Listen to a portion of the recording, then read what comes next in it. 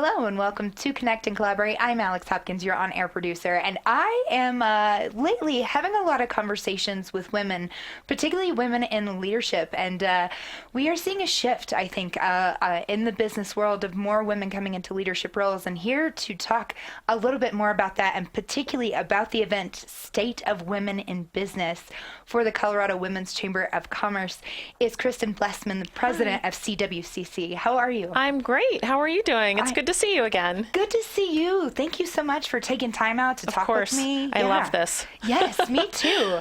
And actually, this is one of the events. So I recently became a member of the CWCC. It's been amazing. It's been great to see you there. Yeah, the luncheons are so informative. But this one in particular, I'm very excited about. Me too. Yes. So first of all, we do need a refresher. I know you've been back on the show. This is the third or fourth time that you've joined us. But tell me again a little bit about your background and right now what CWCC is up to. Perfect. Yeah. Well, my background is I've been in nonprofit. I think I was drawn to it very early on, just kind of given my life experiences, right? I had a challenging upbringing myself, and I think that I've been able to navigate and help turn organizations around kind of, because of how I grew up and what I learned. And that was no different than the Colorado Women's Chamber. I worked briefly at Goodwill as their chief marketing officer before I came to the Women's Chamber, and I have an MBA in marketing, and all of those things brought me to the Colorado Women's Chamber about 2.5 years ago. Yeah. And it has been quite an interesting ride. It's such a great organization, but when I got there, we really hadn't changed all that much in 30 years. And when you think about where women were in the workplace 30 years ago, it's very different than where they are now. Yeah. And I think that people tend to think of chambers of commerce as, oh, well, that's, for those small businesses and, to kind of network with each other and exchange goods and services. And I think that to a certain extent, that's what we were doing as well. We were providing networking opportunities for women in business. But I don't think that we had stepped back and really looked at, okay, 30 years ago, that may have been the case, but when you think about it, in the 80s, women were doing very different things in business back then. They were, for lack of a better term, a lot of hobby businesses were startup businesses. Right? Yeah. Exactly. They wanted to bring extra income to their household. And even on the corporate side, we were just starting to enter into non-traditional roles for women, right? No longer were we the executive secretary. We were beginning to surpass men as far as number of women getting college degrees and beginning to enter into fields like the financial industry or different areas in business and not just executive secretaries for, lack of a better term. So we hadn't really looked at that model and how we were going to serve women differently. Nowadays, right, women-owned businesses aren't just hobby businesses, and we're getting into the CEO roles, C-suite, right, sitting on publicly traded boards like you and I have discussed in the past. So our organization had to transform and really create programs that help women advance in business, right? So that means we're going to help women grow their businesses, and we're also going to help women grow to the highest levels in organizations. And so that's what we're up to today. And that's what this event is all about as well. Fantastic. And it's just so weird to think about because I fairly recently came into the business world as well. And I get to speak with all sorts of women leaders and all sorts of women who are very passionate about this work. Yet it's really hard to get people to sit down and have these conversations sometimes. Yeah. I think to a certain extent, it feels uncomfortable, right? Right. Nobody really wants to have bias. Nobody really wants to talk about bias because that's so uncomfortable. We just did an event last week where we were talking about, having to approach someone that's, pretty explicitly has bias against, whatever culture it is. And it's uncomfortable, even just saying it out loud. I had a situation once where somebody commented on a skirt that I was wearing. And because we had a great relationship, and it was a man, because we had a great relationship, I could tell him, hey, you know what? Too far. Yeah, don't say that, and we kind of giggled it off. But he very clearly understood what I was talking about, and I didn't shame him. Right. We all do it. Yeah. We all have it. Yeah. So I think having those conversations is really, really needed. And we have to get more comfortable having them. Yes. And they aren't still, but I think the more that we have them, the more comfortable we'll get, and then change will happen. And then change happens. Yeah, you can't just force change on something but not talk about it. No. Yeah, one of the most taboo subjects for Americans across the board is finance. Yes. Right? Nobody talks about their finances. Yeah. And then we send these kids out into the world and expect them to thrive, and it's like, you never showed me how to apply for a mortgage. Right. Right? And so if we continue to keep things in the dark, nothing will change. Yes, that is true. Yeah. It's true. And without women really growing their businesses, or without women in the C-suite, not just one or two, but more. Yeah. We're not going to really hear those voices. We're not going to have that diverse perspective. Women-owned businesses need to grow in order for us to create the cultures that we breed and the things that we're good at. Absolutely. So I think it'll become more comfortable. We just have to do it. Yes, exactly. We just got to take the medicine, right? Nothing gets better until we And that's women and men. Agreed. Yes. Yeah. This is not one-sided by any means. We both have a hard time having this conversation, because I've definitely come across where I've had a comment, right? Yeah. But I wasn't close with that person, so I didn't know how to address it, and I just left it. Right. Right, which is also damaging. Yeah, it is. And I've had so many experiences. I worked at Goodwill, as I told you, and that's retail. Yeah. And I've had so many conversations where, retail is still primarily male dominated, right? And, there was mostly men in the C-suite, and I was one of two. And they would propose things to do in retail, and I would always have a different opinion. And I think it was very uncomfortable for them, because they thought, well, we're all thinking this way.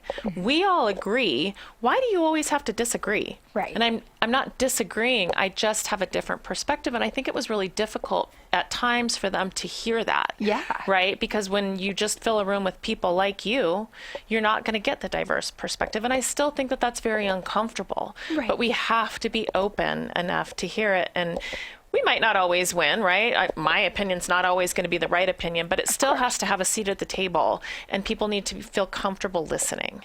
Exactly. And I think listening is the key word there that we're having so much trouble with. We are starting, I think, as a society to see a lot of echo chambers. Right. Right? When it comes to setting up your social media even. I'm only going to follow those people whose opinions are of my own. Right. And so you have to be very careful of that. So when you go to the workplace, it's very important that your workplace provides that diversity and inclusion. Oh, absolutely. And, interestingly enough, when I first got to the Women's Chamber, our board was mostly women. Yeah. And I thought, oh, there's no diverse perspectives in here, and that's hurting our business. Yeah. Right? If you think about it, if women really want to grow in business, right, and men have navigated this for years, and we're all sitting in a petri dish with each other, and none of us have really done it, well, that's not helping anyone. Right. We need diverse perspectives in growing the Women's Chamber to figure out how we're going to advance women in business. Men know how to do this. They've done it before. So let's bring them into the room and create programs that they've known all along work. Exactly. And so that was one of the first things that I did when I got to the Women's Chamber, was diversify our board. Smart. And add men. Well, yeah. You didn't want to reinvent the wheel, as you said. They've been navigating this for decades. Right. Yeah. Right.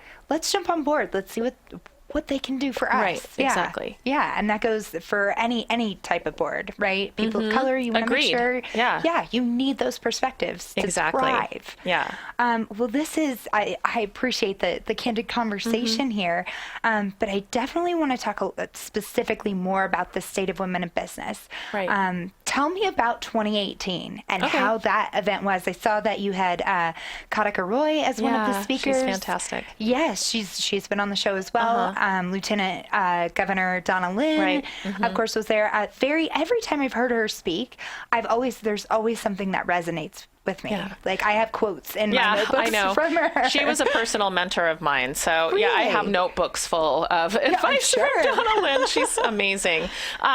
The event actually started, so when I started at the Chamber, like I said, we really had to reinvent our programming and think about what was going to be most useful to the community and serving their needs. And, oddly enough, Donna Lynn hosted a community forum for us where we just got women and men in the room from the community that understood the needs of the community, and we asked them what they needed. Yeah. Right? And we look at our events as a way of getting information out to the community about what's really going on with women in business, and for various reasons, right? Yeah. this one was started because our community has the state of the state. It has the state of the city. There's really nothing out there that's giving us the state of women in business, right? And we all hear these statistics nationwide about what's going on for women. What we want to do with this event is tell the truth and give an honest answer of what's going on for women in business in Colorado. Okay. There's a lot of women's organizations out there that are doing incredible work, but what we'd really like to be known for at the Colorado Women's Chamber as an example nationwide for showing people like, oh, well, what are they doing in Colorado that's moving the needle for women that's a little bit different than anything we've seen nationwide, and then we can begin to partner out with other organizations to kind of show them what we've learned. So the first year we did this, we had Patty Silverstein come in and speak, and she really just gathered data from the census and various other avenues to say, okay, here it is. Here's the real state of women in business in Colorado. And it was fascinating. You know, for as much as we hear that we're actually, you know, making movement, and in some areas we are, but that year we learned two critical things. We learned that 86% of women-owned businesses in Colorado have just one employee, and that hasn't changed in decades. Wow. So in fact, we're a great startup state. Right? Women are starting businesses here at a rapid rate, but they're not growing. Yeah. You know, one employee is great, but if you're not adding more employees, you're not really contributing to the economy. And again, going back to what kind of cultures and all of the great gifts that women have, if you're not creating that culture on a level that's high enough to create systematic change, then we're not going to see change happen. So we really felt like, oh, that was kind of interesting to know that we still aren't growing. The other thing that we learned at that event from Patty's data was that the wage gap is shrinking in Colorado, but it's wider in industries dominated by women. So we're actually being paid pretty well in tech, right? Because that doesn't have a lot of women, but so we're being paid equally there. But healthcare and education, the pay gap is wider. Huh. Interesting. Yeah. And so what that does with us is it takes us on the trajectory of saying, okay, you know, after that event, we really looked at, okay, why is that? We need to dig into that data a little more clearly so that we can understand why, and then more importantly, how we're going to change it. Are men just more incentivized to, monetarily incentivized to work in those industries? Is that... No, I don't think that that's what it is. I think that the pay gap exists in those particular industries because what we've uncovered later on is that we're not asking, right? Men ask. Yeah. They feel very confident asking, you know, for the raise or feeling very confident that they can do the job that they're being asked to do. Yeah. Women tend to say, oh, well, I really need flexibility. So if you're going to give me flexibility, then, oh, it's okay. You don't need to pay me as much. Or oftentimes our self-talk, oh, well, I'm not really qualified. Oh gosh, well, they're going to give me that job. Amazing. I feel so lucky to have it. Right. Right. And so, and that's not to say that unconscious bias doesn't exist. I was actually at an event where an attorney had told me that it's very common, especially when women are pitching for funding.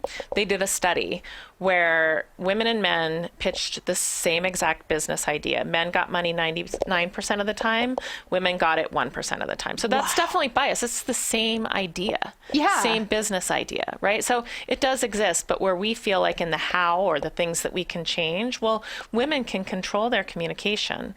They can control their belief system about themselves or other women. And so out of that particular event, we moved that into our programming. Okay, there's something here where we need to work with women on what they believe about themselves and their own capabilities. Yeah. And then, you know, again, speak up when unconscious bias is happening, because we can't change the fact that it does, but we can learn to call it out and have conversations. Right. So that, you know, then brought us to the second year where we brought Karika on to kind of talk about sort of the history, right? The history of bias, how it happens, why. And she was very interesting in talking about it from both perspectives of, you know, bias happening against women, but actually how it's happening against men too. So when a woman decides to go out and have a career and the man stays home, there's huge bias when it comes to that, and really sort of dealing with both of those. And so that was a interesting perspective. And then we had 3 speakers kind of address the how, right? Of like how to get more women in tech. Donna Lynn talked about women in government. And then we did a small presentation with Lindsay Padrino from McKinsey and Company on just sort of looking at some of the statistics and doing a small little workshop on, you know, how the women in the room felt like they needed to see change. Yeah. Again, our audience gave us feedback. They loved the data, but they wanted more. And they wanted more how. Yeah. Right? How is it going to change? And so again, moving into this year, we addressed more how, more tactical things that you can take away with you to create change. Yes. So moving forward to now this event, we're giving them more of that. So McKinsey and Company is doing a data presentation. Have you heard of their Women in the Workplace study? I have not. It's fascinating. The one statistic that I love from that study, in 2017, when I started at the Women's Chamber, that study said that it was going to take women 100 years to catch up to where men are in the workplace.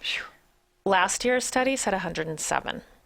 So we're actually going backwards. Yeah. So what Lindsay's going to do is do some data presentation from their latest Women in the Workplace study from last year. And then we're going to do some group work, and we're going to gather that data live, which is then going to move into this conversation that I told you about, not a panel discussion, but a conversation, a very laid back conversation that's going to be hosted by Bruce Alexander at Vector Bank, where we're all just going to kind of talk about unconscious bias. What does this look like? And begin to parse out some of the data that Lindsay's gathering in her presentation. I love that. Yeah. But first of all, that's a really unique way to have an event like that. That's not something I've heard. So kudos to you guys for really brainstorming. Well, we have to do something different because it's not working. Obviously. I know. If it was 100 and then just a few short years, now it's 107 years. Yeah. We need to start doing something different because what we're currently doing isn't working. Right. And it's setting us back. Because I could agree with you. If it was 101, 102 years, okay. Not terrible. Right. And it just 7 changed years by a is year. almost a decade. Yeah. Yeah. Yeah, so what happened over the past couple years? You know, we're super thankful to Health One in general for sponsoring this, right? Like I talked about before, they have a lot of women in healthcare, but even healthcare struggles with having women at the top. And again, I really don't think anyone completely knows how to change this. And that's really what this whole event's about. It's about presenting the data and then digging into how to change it. Exactly. Well, and if we had answers, I think we would already be on our way to trying to figure it out. Right. But yeah, going back to if you don't have the conversation, you can't start to make that change. Right. And I love that this is the way that you're doing it.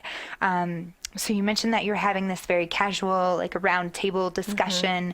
Who else? Who is going to be participating in this? Tell me about your speakers for this year's event. Right. So, well, we've got Bruce Alexander. Yes. And, you know, Bruce was chosen specifically because one of his employees told us about him, sort of in confidence. And, you know, oftentimes we hear that CEOs want to see real change in organizations, right? But it's really hard if you're a male CEO to understand what bias is happening, right? Because if it's not happening to you, it's really difficult to see. Yes. Right? And so one of his employees came to us and said, do you know how amazing he is? And I said, no, why? And she said, because he took our employee resource group at Vector Bank and really sat us all down and said, okay, come on, let me know, like, what are things really like here for you? And I think the women did what we traditionally do, like, oh, I don't want to have to say this, like, this is super uncomfortable. Right. And so Am I going to get in trouble if I actually say this? Yeah. And I guess what initially had happened was, you know, most of the women were like, oh, that's great. Thank you for listening. You're a great CEO, which he is, right?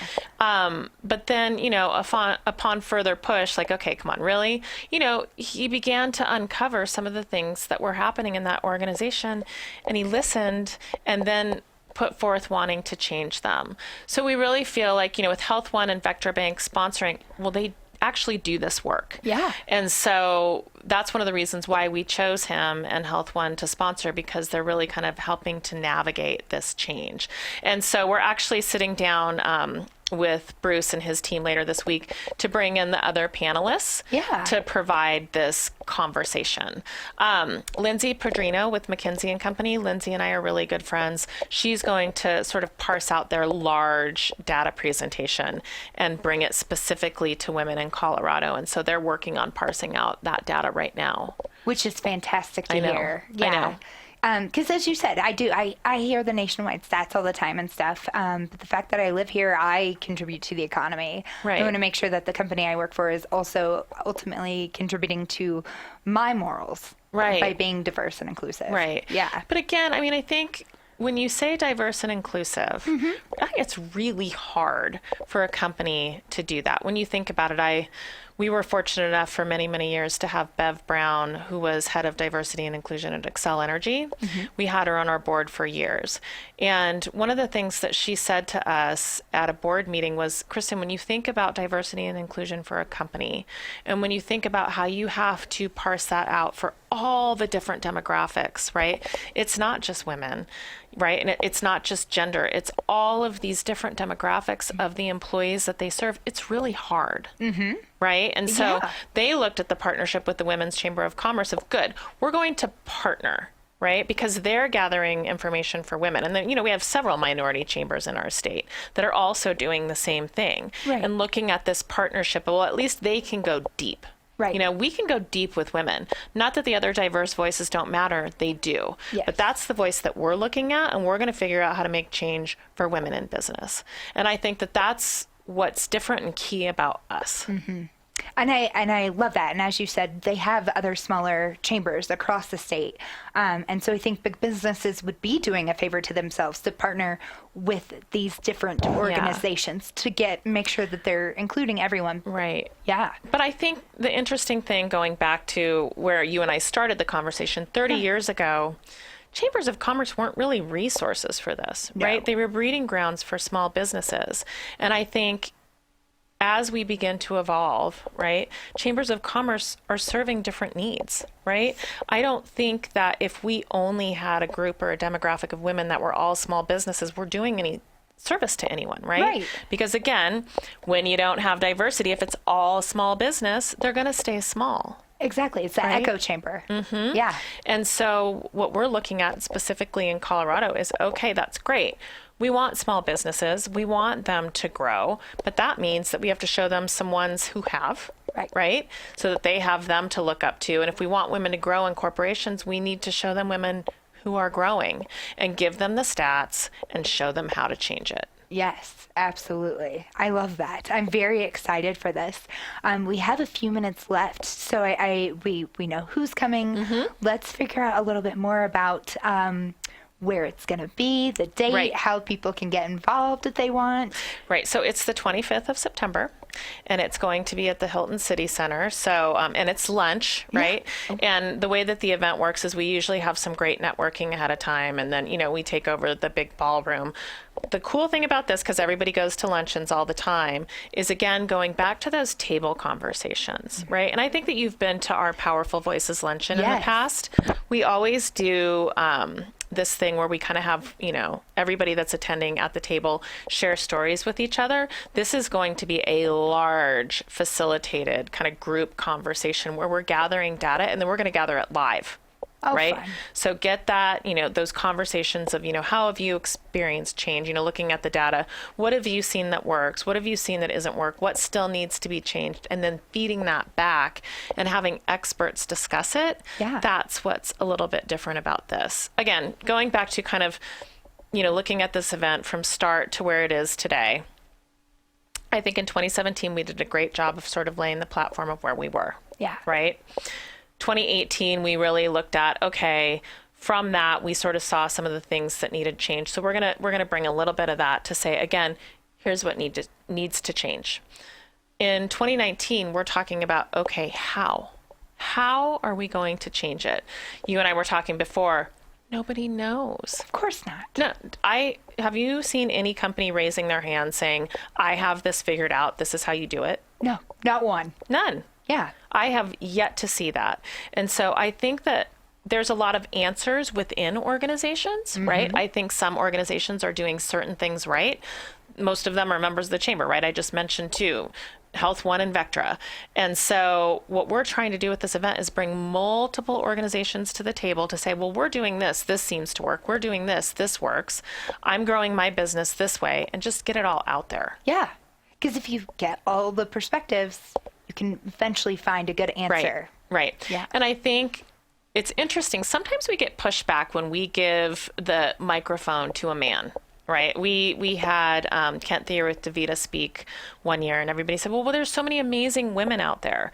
Why are you letting a man come up and speak? And, you know, because if they're willing to listen and support women, that's exactly what we need. We know that if unconscious bias and corporate culture can change, if we can learn how to communicate better to ourselves and on behalf of ourselves, and if we can have mentorship and sponsorship programs that work, women will grow. Yes. And so here we have, you know, Bruce, who's willing to listen, willing to have the hard conversations. He's like, we can talk about Me Too.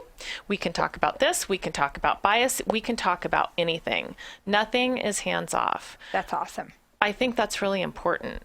And I think for us as women to know that we can say things to men and then help grow our careers is super, super critical. So let's have the uncomfortable conversation and let's do it. Yeah.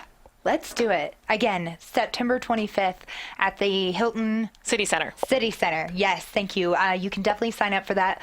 Be sure to click on the link in the YouTube description there below. That will lead you to more information about the State of Women in Business. This will be the 3rd annual event that you're having with the Colorado Women's Chamber of Commerce. Thank you so much, Kristen. Thank you for being an amazing woman and advocating for the rest of us. That's what it takes. So thanks for doing this, and thanks for giving me the airtime. I appreciate it. Absolutely. Have a wonderful day. Thanks.